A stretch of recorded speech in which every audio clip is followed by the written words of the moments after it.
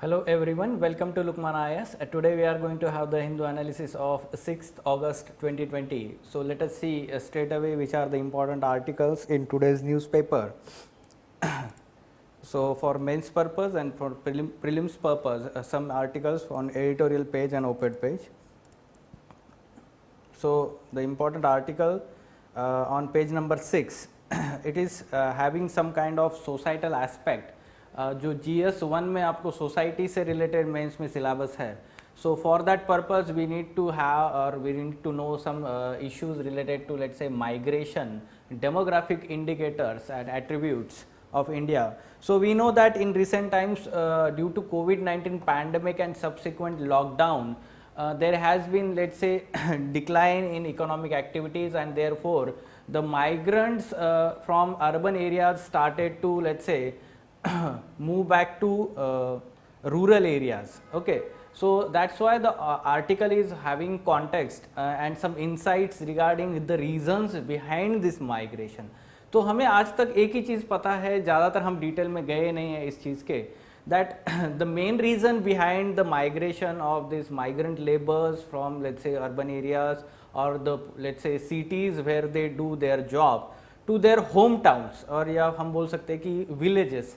तो ऐसा ये की रीज़न हमें पता था, और वो था कि इकोनॉमिक रीज़न. ठीक है कि yes there is lockdown and because of lockdown there is no economic activities, the loss of jobs and all this things, right.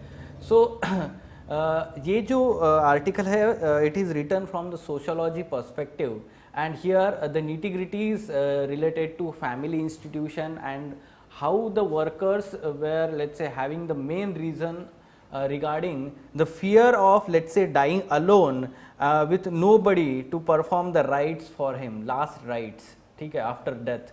तो ये एक मेन रीज़न था, ना कि इकोनॉमिक रीज़न है. तो ये एक बोलते हैं कि हम इस आर्टिकल का मेन प्रेमाइस है.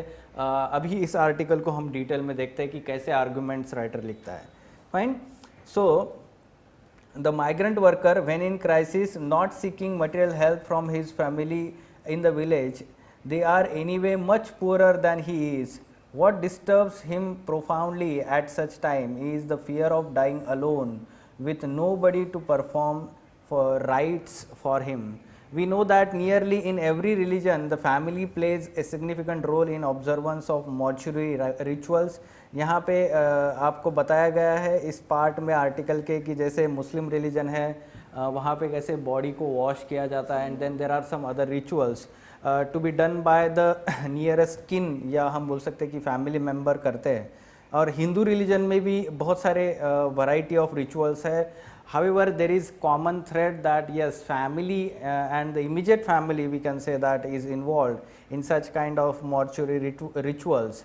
When faced with imminent threat to life, the tug of home and the family is much stronger for the migrant worker than the industrial glue that comes with an urban occupation. ठीक है, तो economic aspect से ज़्यादा important जो है उनका जो bond होता है फैमिली के साथ, होम प्लेस के साथ, that becomes important, and that's why they do not want to die alone in such let's say situation. Therefore they started walking back to home. इतना वो डर, इतना हम बोल सकते हैं कि कंपल्शन देता है. It was not, let's say, fear of, let's say, hunger, और we can say economic factors of not having wages from the work. ठीक है, तो पास्ट एक्सपीरियंस उन्होंने एग्जांपल दिए हैं. सूरत में ऐसे दो इंसिडेंट्स हुए in 1979 and 1994, where in 79 there was widespread fear that a satellite was going to fall smack in the city center, causing untold deaths. A large number of migrants there left for their villages. और हम बोल सकते हैं कि ऐसे एक fake news तब spread हुई होगी. हाउएवर जब 94 में प्लेग का जो स्प्रेड होने शुरू हुआ था, that prompted over 6 lakh to leave their work station to, let's say, railway station to go back to their villages. In both of these instances, jobs were not threatened, but there was this perceived fear of death. On the other hand, when demonetization happened in 2016, only few migrant workers left because of this distress. was primarily economic without threat to life. ये एक best example उन्होंने दिया है कि demonetisation की वजह से सारे लोग माइग्रेंट वर्कर्स वापस नहीं गए हैं, ठीक है, तो वहाँ पे रादर इकोनॉमिक थ्रेट था, तो उसको फाइट किया है उन्होंने rather going back to let's say home, क्योंकि वहाँ पे थ्रेट टू लाइफ नहीं था. तो one of the aspect that is discussed in the article is gender factor. Most of the time we have seen that those returning migrant laborers were largely constituting the male component of the society. तो ऐसा क्यों है, तो ये अच्छा एक insight दिया हुआ है. Basically women constitutes 55% of rural migrants to urban India. तो ये women क्यों नहीं दिखाई दी जो रिटर्न जाते हुए, तो उसका बेसिक रीजन ये है कि because let's say the chunk of this women migration from rural to urban area is happening because of let's say marriage, arrange marriages and not because of any job prospect. ठीक है, तो वहाँ पे उनका marriage हो जाता है, then there is secured life, family life, husband जो है वो अर्न करता है, वहाँ पे सिक्योर्ड जॉब होता है. Largely this is the scenario, and that's why women are not migrating back to rural areas, rather as compared to let's say rural men who migrate with tentative employment prospects. ठीक है, जो urban areas में migrate होते हैं वो, और इसलिए वही वापस जाते हुए दिखे हैं ज़्यादातर. ठीक है, so we can take these let's say this analysis in essay topic specially, and GS1 अगर क्वेश्चन आता है तो सोसाइटी से related. So essay topic expected है आपको कोविड-19 and migration dynamics in India. So you can take some inputs from this article, आप examples भी ले सकते हैं. ठीक है, ये थोड़ा सा डेप्थ में जाके एनालिसिस किया गया है. आपको एक सरफेस लेवल पे स्टूडेंट कॉज फैक्टर क्या बताएगा कि लॉस ऑफ जॉब्स जो है, लॉस ऑफ लाइवलीहुड, इसलिए वो वापस चले गए सारे. Exodus of migrant labours from urban areas to rural areas back home. Fine, moving on to next article. Here our HRD minister, union HRD minister, specifically writing this article for education reforms in Jammu and Kashmir in last 1 year. He is talking about, let's say, the negative impact of terrorist activities and let's say violence and anti-national sentiments in the Jammu and Kashmir in last 2-3 decades, and the impact on youth specifically it is talking. And therefore the decision taken last year on 5th August to change the status of the Jammu Kashmir to union territory now. So it has, let's say, brought up new changes in education sector in the state, which is going to be helpful as per HRD minister. तो आपके लिए ये important है क्योंकि यहाँ पे बहुत सारे reforms mention किए गए. So whenever the question is talking about, let's say, status of Jammu and Kashmir, आपको एक एजुकेशन का एस्पेक्ट हमेशा आर्गुमेंट में लाना होता है, right. And for that purpose what the government is doing at present after changing the status of Jammu and Kashmir state. So आपको ये कुछ पॉइंट्स पता होने चाहिए, जैसे कि ये बजट में अनाउंस किया हुआ था. तो approval for central university in Ladakh has been granted. तो यहाँ पे बुद्धिस्ट स्टूडेंट्स, जो सेंटर फॉर बुद्धिस्ट स्टूडेंट्स अलग से होगा, तो वहाँ के लोकल पॉपुलर्स की डिमांड थी, तो वो फुलफिल होने वाली है. At the same time the proposal to extend right to education act 2019 is in final stages. The capacity building of education infrastructure is, let's say, having taking place at the faster space, we can say. 1417 seasonal centers for learning have been set up for providing training to children of Gujjars and Bakarwals communities owing to their unique migrant lifestyle. क्या होता है unique migrant lifestyle? ये NCERT में हमने पढ़ा हुआ है, ठीक है. तो ट्रांस ह्यूमन्स, ठीक है, क्या फॉलो करते हैं ये ट्रांस ह्यूमन्स? क्या बोलते हैं इसको, ट्रांस ह्यूमन्स को? Basically these let's say communities are pastoral communities. Herds जो है शिप्स के हर्ड्स वो है. तो क्या होता है कि समर और विंटर में ये माइग्रेट करते हैं to the higher reaches and lower reaches of Himalayan mountains.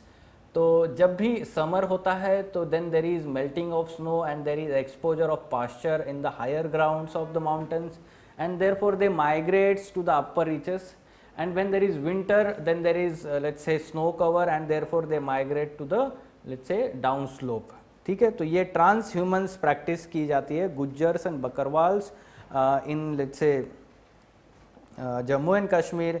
Similar practice जो है वो भूतियाज होते हैं. ठीक है, तो भूतियाज जो होते हैं सिक्किम रीजन में जो है ज़्यादातर उनकी पॉपुलेशन दिखाई देती है. ठीक है, तो वो सेम प्रैक्टिस होती है. ठीक है, trans humans. So 88 Kasturba Gandhi Balika Vidyalayas with hostel for girls being made functional. A Jammu Kashmir education investment policy is being framed, has been framed and finalized. तो ये सारे points आपको at least 7 में से 3-4 important points पता होने चाहिए that the government is working on let's say education reforms in Jammu and Kashmir. Right, some good statements to be written, captions and quotations. हम देखते हैं कि education is the best gift we can give to our generations. Quality education is the best investment which pay us dividends in the later years. NEP 2020 is only the beginning of this transformation. ठीक है, तो yes, he is let's say very good. We can say that. HRD minister that we have got and very progressive let's say outlook mindset towards the education reforms in the country at present, and therefore we can let's say take inputs from this article and his opinions. Fine. So हम ऐसे topic देख सकते हैं. यही statement, quality education is the best investment which will pay us dividend in years ahead. So कुछ दिन पहले पिछले ही हफ्ते एक आर्टिकल लिखा हुआ था by Manmohan Singh on the topic reviving economy, Indian economy. तो हमने वो टॉपिक काफ़ी डिटेल में डिस्कस किया था, जहाँ पे he was talking about let's say fuelling confidence among various stakeholders elements of entire ecosystem. And जैसे कि पीपल है, बिजनेसमैन है या बैंकर्स है या फिर इंटरनेशनल इंस्टीट्यूशंस है, फंडिंग इंस्टीट्यूशंस. तो उसमें उन्होंने जो फंडिंग की बात की थी वहाँ पे डिस्कस किया था. उसी आर्टिकल को इन्होंने कॉन्टेक्स्ट दे के आगे डिस्कस किया हुआ है. ठीक है, जो फंडिंग की बात की थी. So there are 2 options here for funding, issuing डेब्ट to the public and borrowing from let's say Reserve Bank of India, termed as money financing, as it increases the money supply. ठीक है, तो there are let's say some issues which are let's say which needs to be considered before borrowing from World Bank and IMF let's say institution, जो हम public debt की बात करते हैं. ठीक है, तो ये जैसे कि issue of conditionalities है. Second, a loan is bound to take some time to be negotiated. At present we have to battle with COVID-19. And third is external debt is truly national as compared to let's say countries private sector which is not completely having national picture. वो एक हम बोल सकते हैं sector wise होता है, personalised होता है, कॉरपोरेट कंपनीज जो है वो इन्वॉल्व होती है, individualised. Fine. So we have to consider these aspects also, and therefore the writer is advocating second option, that is let's say money financing, borrowing from RBI. जो पहले जो हमारे फॉर्मर प्राइम मिनिस्टर है Manmohan Singh, he is also economist, noted economist, जिसको हम बोल सकते हैं कि उनके ओपिनियंस जो है काफ़ी मैटर करते हैं. And in that article he advocated that this option should be the last option. Why? Because it leads to let's say inflationary trend. Okay, the standard economic argument against the money financing is that it is inflationary. ठीक है, money supply बढ़ जाता है, money supply market में जब बढ़ जाता है it leads to inflation in the economy. However, whether the fiscal expansion is inflationary or not is related to more to the state of economy than the medium of its financing. When the resources are unemployed, output may be expected to expand without inflation. Okay, तो हमें पता है कि कोविड-19 shock की वजह से there is some kind of let's say unemployed resources available with us. अगर उनको एम्प्लॉय किया जाता है, रिसोर्सेज को यूज़ किया जाता है, तो then there will be let's say less inflationary trend in the economy. Okay, So there is no reasoned case for denying ourselves the option of money financing to take us back to the pre-COVID levels output and employment. तो वो एक second side हमने देखा है यहाँ पे कि जो मनी फिनेंसिंग की बात करिए, borrowing of RBI from the RBI, this is also tenable option available to government to let's say have funding to health sector at present as well as the economy revival. Fine. तो ये inputs आपने लेने हैं इस article से. There has been important development in international relations या international scenario. We know that there has been, let's say, explosion, a huge catastrophic explosion in Beirut, Lebanon, port city of Beirut. So the explosion has been, let's say, happened because of, let's say, storage of this large amount of ammonium nitrate. Okay, so NH4NO3 जो ammonium nitrate होता है, तो 6 साल से वो जो वहाँ के जो गवर्नमेंट एजेंसीज़ है या ऑफिशियल्स है, उन्होंने वो स्टोर करके रखा था. ये जो अमोनियम नाइट्रेट है, उन्होंने वो हम बोल सकते हैं कि इलीगली जो भी ट्रेड हो रहा था उससे उन्होंने कैप्चर करके वहाँ पे स्टोर कर दिया था. But due to let's say security lapses, sorry safety lapses, this explosion happen, ऐसा एक प्रिलिमिनरी रिपोर्ट वहाँ पे बोला जाता है. फॉर आवर एग्जामिनेशन हमें उस कंपाउंड के बारे में बेसिक इन्फॉर्मेशन पता होनी चाहिए for prelims examination specifically. So ammonium nitrate in its pure form, ammonium nitrate is white crystalline chemical which is soluble in water. Okay, तो ये एक बेसिक चीज़ आपको पता होनी चाहिए. It is let's say main chemical ingredient of agriculture fertilisers. तो fertilisers हमें पता है अमोनियम नाइट्रेट एक one of the let's say important fertilisers जो हम यूज़ करते हैं. And it is also main component, main ingredient of let's say commercial explosives used in mining and construction. Fine. तो ये एक important aspect है. It is used as an explosive. However, we need to understand that the pure ammonium nitrate is not explosive on its own. Rather, there should be some kind of impurity added and the external factors which then there will be let's say acting as a explosive. ठीक है. तो for combinations to explode there is need of triggers like detonators. ठीक है. तो many IEDs, improvised explosive devices, are used by terrorists around the world to have ANFO. ANFO मतलब क्या है? Ammonium nitrate fuel oil. ये use किया जाता है as a let's say explosive. And IEDs are used as a let's say detonators. And जो भी हमारे इंडिया में एक्सप्लोजन्स टेररिस्ट के द्वारा होते हैं, जैसे पुलवामा अटैक वाज देयर, और let's say bomb blast in Mumbai और पुणे, जो भी हैदराबाद का जो हुआ था, वो सारे एक्सप्लोजिव्स में अमोनियम नाइट्रेट यूज़ किया गया था along with IEDs and RDX and let's say TNT. Fine. So large quantities of stored ammonium nitrate are regarded as a major fire hazard with multiple reported cases across the world. तो पहले भी past में China में ऐसा incident हुआ है जहाँ पे एक्सप्लोजन हुआ है अमोनियम नाइट्रेट का. तो ये स्टोरेज का जो फैसिलिटी होना चाहिए, वहाँ पे बहुत ज़्यादा सेफ्टी स्टैंडर्ड्स होने चाहिए. Eight the same time it should not be let's say in the vicinity of densely populated areas. Okay, so what is the regulation in India at present? Due to let's say its explosive nature and let's say used in industrial explosives, fertilizers, उसको बहुत ही ज़्यादा regulate किया जाता है India में under ammonium nitrate rules 2012. The rules also makes storage of ammonium nitrate in large quantities in populated areas as illegal in India.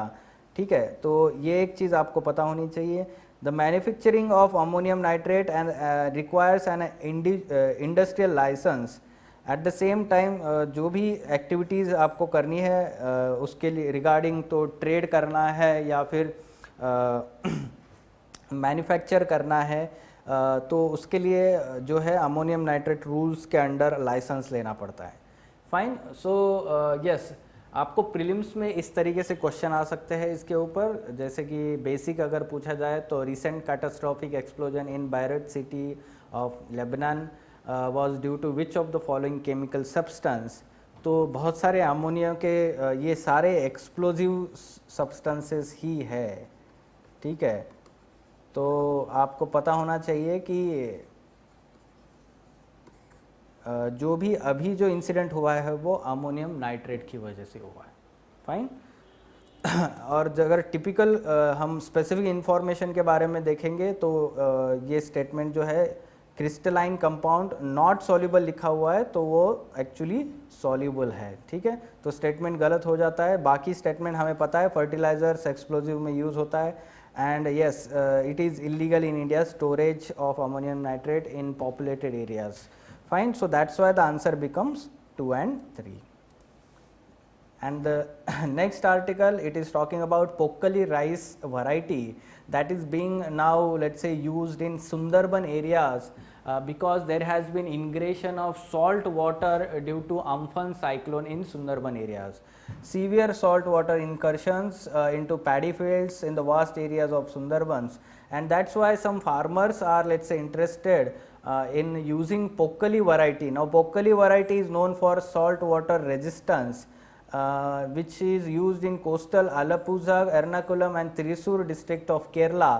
Pokkali is famed for its peculiar taste and extra large grain size and high protein content, and for that purpose it has been given geographical indication tag, GI tag. At the same time, it is supposed to have some medicinal properties, and one season of rice farming is alternatively used for, let's say, another season of prawn culture.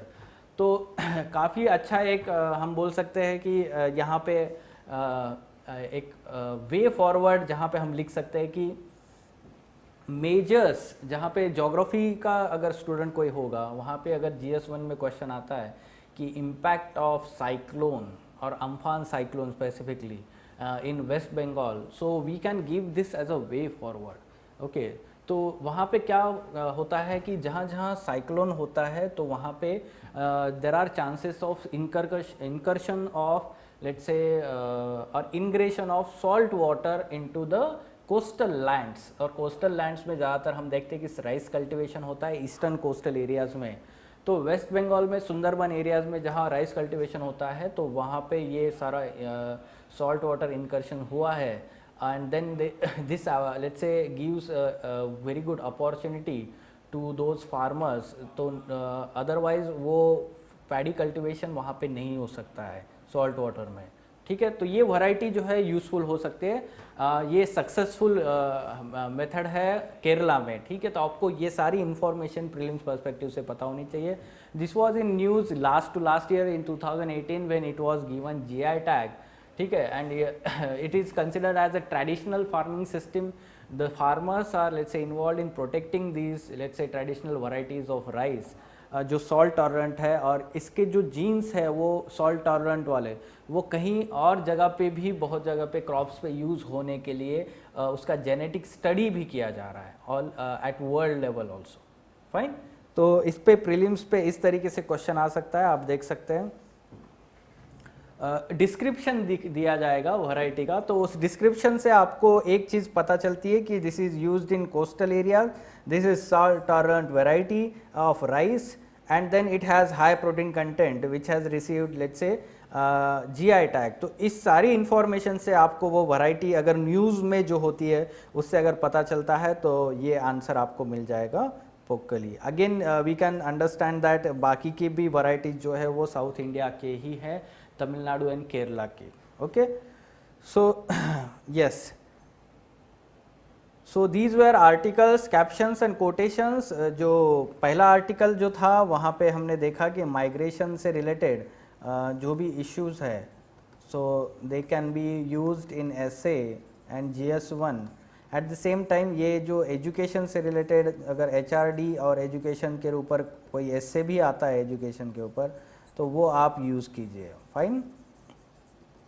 और GS2 में HRD में कोई question आता है तो आप conclusion में ये स्टेटमेंट यूज़ कर सकते हो, fine. So these were important articles from today's The Hindu newspaper. For further information regarding editorial discussion classes wherein in-depth analysis of all mains related issues is done by Ansari sir and team, you can contact Lukman IAS. Thank you.